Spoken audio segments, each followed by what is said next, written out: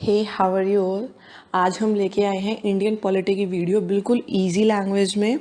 I have noticed बहुत से ऐसे स्टूडेंट्स हैं जो कॉम्पिटिटिव एग्जाम्स में मीडियम इंग्लिश चूज़ कर लेते हैं, बट उन्होंने एसएसटी हिंदी में पढ़ी होती है, जिस वजह से उनको पॉलिटी जैसा सब्जेक्ट बाद में इंग्लिश में पढ़ने में बहुत प्रॉब्लम आती है।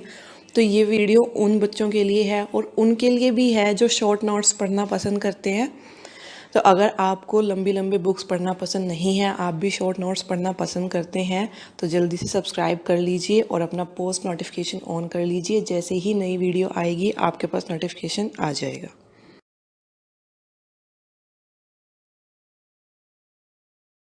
Shall we start. सो आज हम पढ़ेंगे सबसे पहले मेकिंग ऑफ कॉन्स्टिट्यूशन कि जो हमारा कॉन्स्टिट्यूशन था वो बना कैसे था। तो कॉन्स्टिट्यूशन को बनाने के लिए जो हमारे पास संस्था बनाई गई थी उसका नाम था कॉन्स्टिट्यूएंट असेंबली।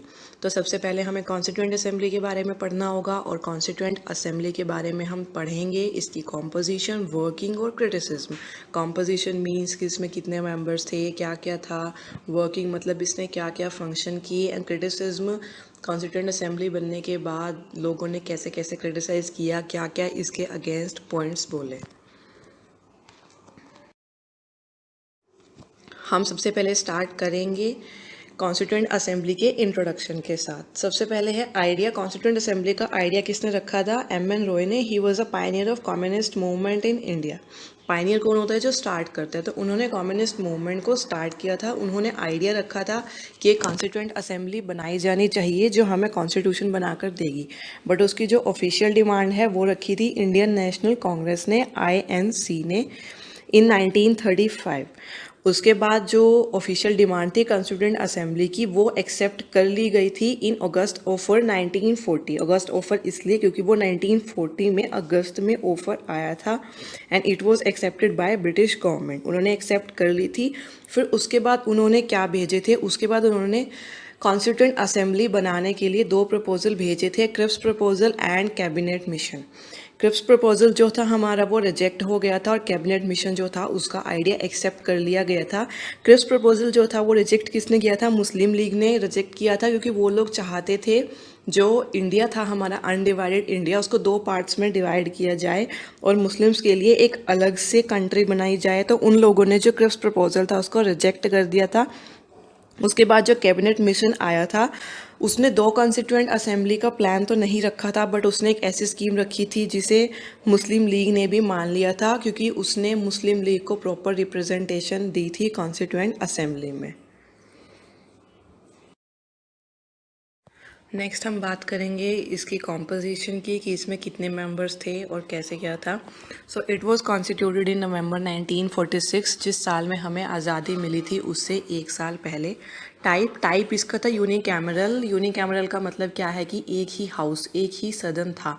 अभी प्रेजेंटली हमारे पार्लियामेंट में दो हाउसेज हैं, लोकसभा एंड राज्यसभा, तो वो बाईकैमरल है। बट पहले जो हमारी कॉन्स्टिट्यूएंट असेंबली थी it was unicameral.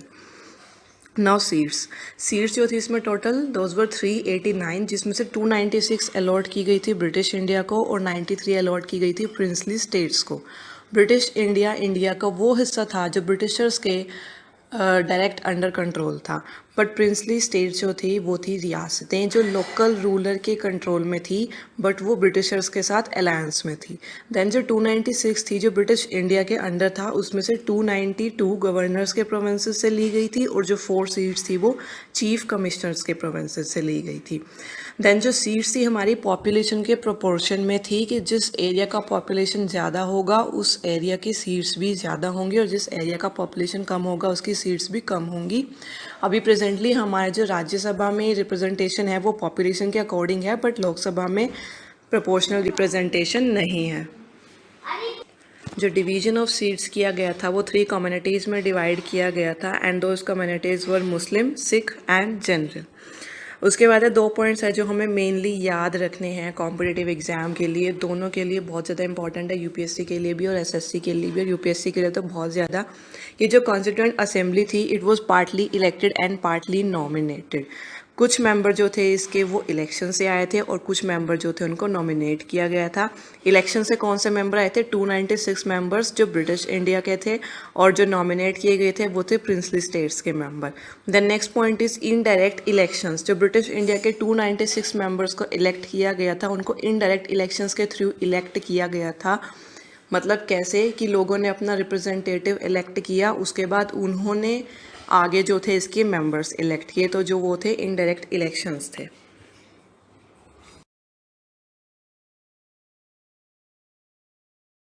Next is working. Constituent assembly थी जो वो अपना काम कैसे कर रही थी। तो वर्किंग में सबसे पहले हम बात करेंगे मीटिंग्स की कि इनकी कितनी मीटिंग्स हुई, कब कब हुई, कैसे और कहाँ हुई। सो उनकी जो फर्स्ट मीटिंग हुई थी वो हुई थी 9 दिसंबर 1946 को। कॉन्स्टिट्यूएंट असेंबली कब कॉन्स्टिट्यूट हुई थी? नवंबर 1946 में। तो इसकी फ़र्स्ट मीटिंग कब हुई? 9 दिसंबर 1946 को इसकी फ़र्स्ट मीटिंग रखी गई थी, जिसमें उन्होंने कॉन्स्टिट्यूएंट असेंबली के इंटरिम या फिर हम कह सकते हैं टेम्परेरी प्रेसिडेंट उसको चूज़ किया था, और वो थे डॉक्टर सच्चिदानंद सिन्हा। डॉक्टर सच्चिदानंद सिन्हा थे वो ओल्डेस्ट मेंबर थे कॉन्स्टिट्यूएंट असेंबली के, और फ्रेंच प्रैक्टिस को फॉलो करते हुए उन्हें इलेक्ट किया गया था। देन एक और इम्पॉर्टेंट चीज़ है कि उस टाइम वैसे तो हमारे पास कॉन्स्टिट्यूएंट असेंबली में मेंबर्स कितने थे? 389, बट कॉन्स्टिट्यूएंट असेंबली की जब फर्स्ट मीटिंग हुई थी तो उसे अटेंड किया था सिर्फ 211 मेंबर्स ने, क्योंकि जो मुस्लिम लीग थी उन्होंने अटेंड नहीं किया था और जो प्रिंसली स्टेट्स थे उन्होंने भी मीटिंग अटेंड नहीं की थी, तो सिर्फ 211 मेंबर्स थे जिन्होंने अटेंड किया था। देन सेकेंड मीटिंग हुई थी 12 दिसंबर 1946 को, 3 दिन बाद, जिसमें हमारे परमानेंट प्रेसिडेंट कॉन्स्टिट्यूएंट असेंबली के उनको इलेक्ट कर लिया गया, and he was doctor Rajendra Prasad, जो हमारे इंडिया के फर्स्ट प्रेसिडेंट भी रह चुके हैं। तो जो 9 दिसंबर 12 दिसंबर को हुई थी वो थी मीटिंग। जो सेशन हुआ था वो स्टार्ट हुआ था 13 दिसंबर से। पहले सिर्फ मीटिंग हुई थी प्रेसिडेंट इलेक्ट करने के लिए, उसके बाद जो था फर्स्ट सेशन जो कि ऑफिशियल सेशन था वो उनका स्टार्ट हुआ था 13 दिसंबर 1946 को, जो न्यू दिल्ली में हुआ था। और उसमें जो पंडित जवाहरलाल नेहरू थे जो इंडिया के फर्स्ट प्राइम मिनिस्टर हैं, उन्होंने ऑब्जेक्टिव रेजोल्यूशन दिया था। ऑब्जेक्टिव रेजोल्यूशन क्या है आई टेल यू, बट फिलहाल के लिए आप इतना ही कर लीजिए। पंडित जवाहरलाल नेहरू ने ऑब्जेक्टिव रेजोल्यूशन दिया था फर्स्ट सेशन में। टोटल सेशन कितने हुए थे कॉन्स्टिट्यूएंट असेंबली के? 11। इन टोटल 11 सेशन हुए थे कॉन्स्टिट्यूएंट असेंबली के, और जो 11th एंड लास्ट सेशन था वो उनका हुआ था 24 जनवरी 1950 को। 24 जनवरी 1950, 26 जनवरी को हमारा जो संविधान था वो लागू किया गया था, कॉन्स्टिट्यूशन था वो एनफोर्स किया गया था। उससे 2 दिन पहले हमारी कॉन्स्टिट्यूएंट असेंबली का लास्ट सेशन था जो कि 11th सेशन था।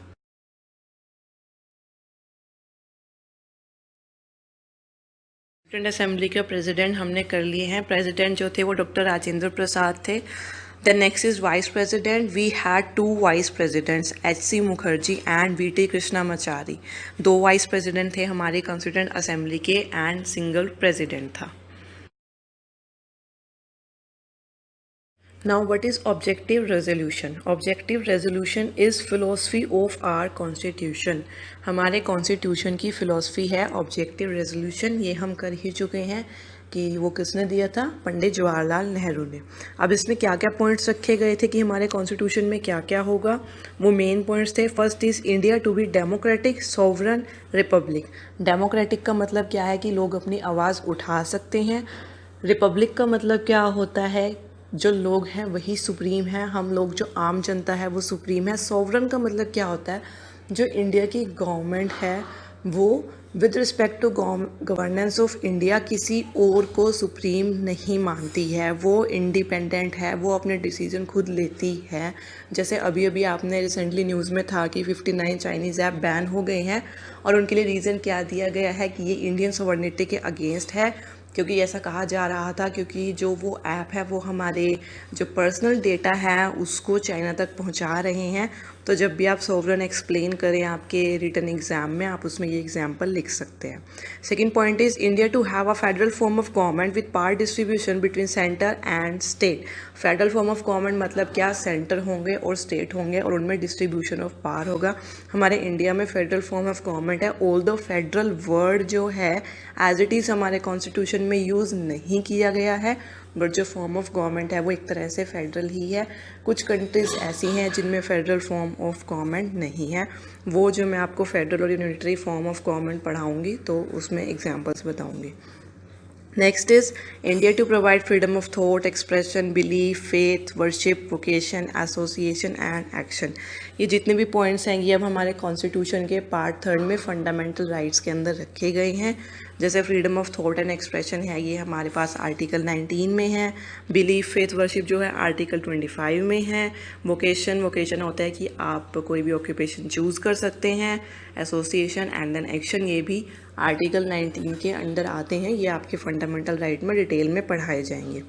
Next is India to provide adequate safeguard for minority. अभी जैसे माइनॉरिटी को सेफ गार्ड देना मतलब जैसे रिजर्वेशन है, रिजर्वेशन किन के लिए रखा गया है, जो बैकवर्ड पीपल हैं उनके लिए और ट्राइबल एरिया के लिए भी बहुत सारे प्रोविजंस बनाए गए हैं। तो हमारे ऑब्जेक्टिव रेजोल्यूशन में ये पॉइंट रखा गया था, जिसके रिज़ल्ट में हमें क्या मिला है, रिजर्वेशन और भी बहुत सारी चीज़ें हैं जो गवर्नमेंट कर रही है माइनॉरिटीज़ के स्टेटस को अपलिफ्ट करने के लिए। Next is India to attain rightful and honoured place in world. India का अपना एक ऑनर्ड प्लेस होगा वर्ल्ड में। And make wilful contribution to promotion of world peace. World peace में इंडिया जो है वो पूरा साथ देगा और लोगों के हित में भी। ऑब्जेक्टिव रेजोल्यूशन के मेन पॉइंट्स के बाद हमने पढ़ने हैं इसके की फैक्ट्स। वी हैव 2 की facts. First is it was moved by Pandit Jawaharlal Nehru on 13 दिसंबर 1946, जो हम पढ़ चुके हैं। Next is it was adopted unanimously on 22 January 1947।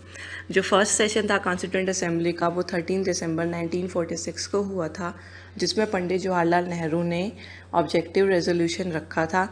But उसको एक्सेप्ट कब किया गया, हमारे कॉन्स्टिट्यूएंट असेंबली के सेकेंड सेशन में जो हुआ था 22 जनवरी 1947 को।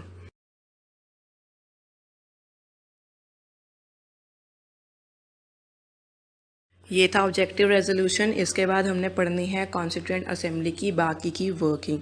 First is it ratified India's membership of Commonwealth in May 1949। 1947 में वी गॉट इंडिपेंडेंस। मई 1949 में कॉन्स्टिट्यूएंट असेंबली ने कॉमनवेल्थ में जो हमारी मेंबरशिप है वो रेटिफाई कर दी थी। रेटिफाई मतलब होता है किसी चीज़ को ऑफिशियली कंफर्म करना। Next is it adopted national flag on 22 जुलाई 1947। बहुत सारे थे जो इंडिया के फ्लैग बनाए गए थे, अलग अलग लोगों ने अलग अलग फ्लैग्स डिज़ाइन किए थे। फाइनली जिस फ्लैग को एज नेशनल फ्लैग अडॉप्ट किया गया था वो अडॉप्ट किया गया था 22 जुलाई 1947 में।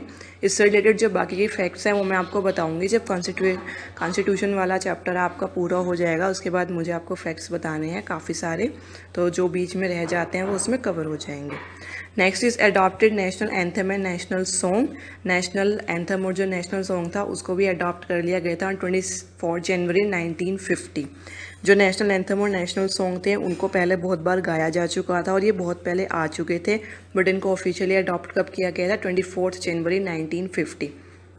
Then Constituent Assembly elected Dr. Rajendra Prasad as first President of India on 24 जनवरी 1950। उसी दिन जिस दिन नेशनल एंथम और नेशनल सॉन्ग को अडॉप्ट किया गया, डॉक्टर राजेंद्र प्रसाद को इंडिया का फर्स्ट प्रेसिडेंट बना दिया गया। 12 दिसंबर 1946 को जो डॉक्टर राजेंद्र प्रसाद को प्रेसिडेंट बनाया गया था वो इंडिया का प्रेसिडेंट नहीं बनाया गया था, उन्हें कॉन्स्टिट्यूएंट असेंबली का प्रेसिडेंट बनाया गया था। और इंडिया का प्रेसिडेंट उन्हें कब बनाया गया, 24 जनवरी 1950 को। Then they went through constitution of 60 countries. जो कॉन्स्टिट्यूएंट असेंबली थी उसने 60 अलग अलग कंट्रीज़ का जो कॉन्स्टिट्यूशन था वो थोरोली स्टडी किया था और उसके बाद हमारा कॉन्स्टिट्यूशन प्रिपेयर किया था। अभी बहुत सारे क्रिटिक्स हैं जो ऐसे कहते हैं कि हमारा जो कॉन्स्टिट्यूशन है वो इसकी कॉपी है। ये हम क्रिटिसिज्म में करेंगे कि क्या क्या क्रिटिसिज्म दिए गए थे और उनका जवाब कॉन्स्टिट्यूएंट असेंबली की तरफ से क्या क्या आया था। Next is enacted and adopted the constitution on 26 नवंबर 1949। ये की पॉइंट है जो यूपीएससी के लिए बहुत ज़्यादा इंपॉर्टेंट है। इनेक्ट एंड अडॉप्ट जो हमारा कॉन्स्टिट्यूशन किया गया था वो किया गया था 26 नवंबर 1949 को। 26 जनवरी 1950 को हमारा कॉन्स्टिट्यूशन एनफोर्स किया गया था, जो हम हमारा प्रियम्बल पढ़ते हैं कॉन्स्टिट्यूशन का, उसमें भी हमारी जो डेट लिखी हुई है वो 26 नवंबर 1949 लिखी हुई है। उस दिन इनेक्ट और अडॉप्ट किया गया था। एनफोर्स का मतलब क्या है कि उसमें जो प्रोविजंस थे वो किस दिन से लागू होंगे, तो वो 26 जनवरी 1950 से लागू हुए थे। ऑल्दो ऐसे बहुत से प्रोविजंस थे जो 26 नवंबर 1949 को ही एनफोर्स हो गए थे, बट मेजॉरिटी ऑफ प्रोविजंस जो थे वो 26 जनवरी 1950 को ही एनफोर्स हुए थे। अभी जो जो प्रोविज़न पहले हुए थे, जो प्रोविज़न बाद में हुए थे, वो मैं बाद में बताऊँ। फ़िलहाल के लिए ये 2 पॉइंट्स हैं जो आपको याद रखने हैं कि इनेक्ट और एनफोर्स और अडॉप्ट किस किस दिन किए गए थे, इसमें कंफ्यूज नहीं होना है। Next is changes in constituent assembly bye independence act. हमारा इंडिपेंडेंस एक्ट आया था जिसको माउंटबेटन प्लान भी बोला जाता है। वो 3 जून 1947 को आया था, जिसकी वजह से कॉन्स्टिट्यूएंट असेंबली के कॉम्पोजिशन और पोजीशन दोनों में ही कुछ डिफरेंसेस आ गए थे, कुछ चेंजेस आ गए थे। तो सबसे पहले हम बात करेंगे उसके कॉम्पोजिशन की। कॉम्पोजिशन में क्या चेंज आया था?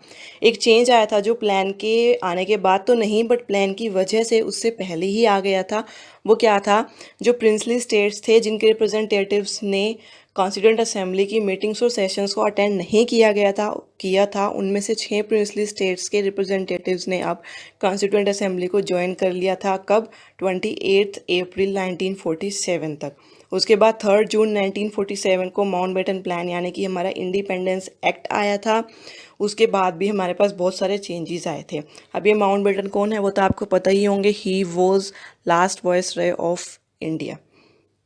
सो नेक्स्ट क्या चेंज आया था हमारे पास इंडिपेंडेंस एक्ट में? इट वाज कि एक्ट के आने के बाद मोस्टली प्रिंसली स्टेट्स के जो रिप्रेजेंटेटिव्स थे उन्होंने कॉन्स्टिट्यूएंट असेंबली को ज्वाइन कर लिया था। बट जो मुस्लिम लीग्स के मेंबर थे, सिर्फ उन मेंबर्स ने ज्वाइन किया था जो इंडियन डोमिनियन से बिलोंग करते थे। अब ये इंडियन डोमिनियन क्या है आपको पता ही है। जब हमारा इंडिया पहले जब डिवाइड नहीं हुआ था तो पाकिस्तान और बांग्लादेश भी इंडिया के अंडर ही आते थे और उसे अनडिवाइडेड इंडिया बोला जाता था। बट जब प्लान आया और इंडिया को डिवाइड करने का प्रपोजल रखा गया तो 2 डोमिनियन बनाई गई, इंडियन डोमिनियन और पाकिस्तान डोमिनियन। तो जो हिस्से इंडिया के पास आने वाले थे उसको इंडियन डोमिनियन बोला गया और इंडियन डोमिनियन से रिलेट करने वाले मुस्लिम लीग के जो मेंबर्स थे उन्होंने कॉन्स्टिट्यूएंट असेंबली को आके ज्वाइन कर लिया और जो पाकिस्तान डोमिनियन के मेंबर थे उन्होंने विड्रॉ कर लिया। पहले क्या किया था? उन्होंने सिर्फ असेंबली को अटेंड करने से मना किया था, जिससे असेंबली की स्ट्रेंथ पर कोई फ़र्क नहीं पड़ा था। बट अब उन्होंने क्या किया था? अपना नाम ही विड्रॉ कर लिया था, जिस वजह से उसकी जो स्ट्रेंथ थी वो कम हो गई थी। टोटल स्ट्रेंथ हमारे पास कितनी थी? पहले 389 थी। 389 में से 296 ब्रिटिश प्रोविंसेस की थी और 93 प्रिंसली स्टेट्स की थी। बट अभी जो स्ट्रेंथ थी वो 389 से 299 रह गई थी। कितना माइनस हो गया? 389 माइनस 299 90। टोटल 90 सीट्स थी जो कम हो गई थी और वो 90 सीट्स जो थी ब्रिटिश प्रोविंसेस जो हमारे पास 296 थे वो 229 रह गए थे। तो टोटल कितनी सीट्स माइनस हो गई? 67। और प्रिंसली स्टेट्स जो हमारे पास पहले 93 थे उसमें से 70 सीट्स रह गई थी, तो कितने माइनस हो गए? 23। 67 23 टोटल 90 हो गया। इसको एक बार ध्यान से देख लीजिएगा। टोटल 389 सीट्स थी जिसमें से 296 ब्रिटिश प्रोविंसेस के पास थी और 93 प्रिंसली स्टेट्स के पास थी। बट मुस्लिम लीग के मेंबर के विड्रॉ करने के बाद हमारे पास सीट्स रह गई 299, जिसमें से 229 ब्रिटिश प्रोविंसेस की थी और 70 प्रिंसली स्टेट्स की थी। Next is changes in constituent assembly. उसकी पोजीशन में क्या फ़र्क आया था? इंडिपेंडेंस एक्ट की वजह से कॉन्स्टिट्यूएंट असेंबली की पोजीशन में हमारे पास 2 चेंजेस आए थे। फर्स्ट चेंज क्या था? It made constituent assembly fully sovereign. Sovereign मैंने आपको बताया था पहले ही कि इंडिपेंडेंट, जो अपना डिसीजन खुद ले सके। तो इस एक्ट ने कॉन्स्टिट्यूएंट असेंबली को सोवरन बना दिया था। It could frame any constitution, मतलब अपनी मर्जी का कुछ भी कॉन्स्टिट्यूशन, कोई भी कॉन्स्टिट्यूशन जो हमारी कॉन्स्टिट्यूएंट असेंबली थी वो ड्राफ्ट कर सकती थी। एब्रोगेट और ऑल्टर। एब्रोगेट क्या होता है? ख़त्म कर देना किसी चीज़ को, ऑल्टर चेंज कर देना। तो वो एब्रोगेट या फिर ऑल्टर कर सकती थी any law made by British parliament in relation to India. British parliament ने जितने भी लॉ बनाए थे, लेकिन सिर्फ वो जो इंडिया से रिलेटेड थे उनको ख़त्म भी कर सकती थी और उनमें चेंजेस भी कर सकती थी। सेकेंड चेंज क्या आया था इसकी पोजीशन में? इन्होंने जो ये एक्ट थी उसने असेंबली को एक लेजिस्लेटिव बॉडी बना दिया था। पहले ये कौन सी बॉडी थी? Constitutive body. पहले इसका काम था सिर्फ कॉन्स्टिट्यूशन बनाना, अब इसने लेजिस्लेटिव बॉडी भी बना दिया था। लेजिस्लेटिव बॉडी वो होती है जो लॉ बनाती है। तो अब ये लॉ मेकिंग बॉडी और कॉन्स्टिट्यूशन मेकिंग बॉडी दोनों बॉडी की तरह काम करती थी, बट एक दिन में ये एक ही बॉडी की तरह काम कर सकती थी।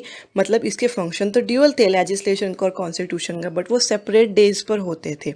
और जब भी ये कॉन्स्टिट्यूएंट बॉडी की तरह काम करती थी तो उसके प्रेसिडेंट कौन होते थे? Doctor Rajendra Prasad. बट जब भी ये लेजिस्लेटिव बॉडी की तरह काम करती थी तो इसका जो प्रेसिडेंट था वो कौन था? जीवी मावलंकर।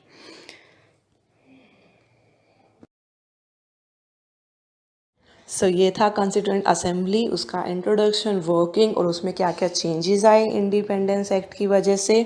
आज के लिए इतना ही, बाकी करेंगे नेक्स्ट वीडियो में। Thanks for watching.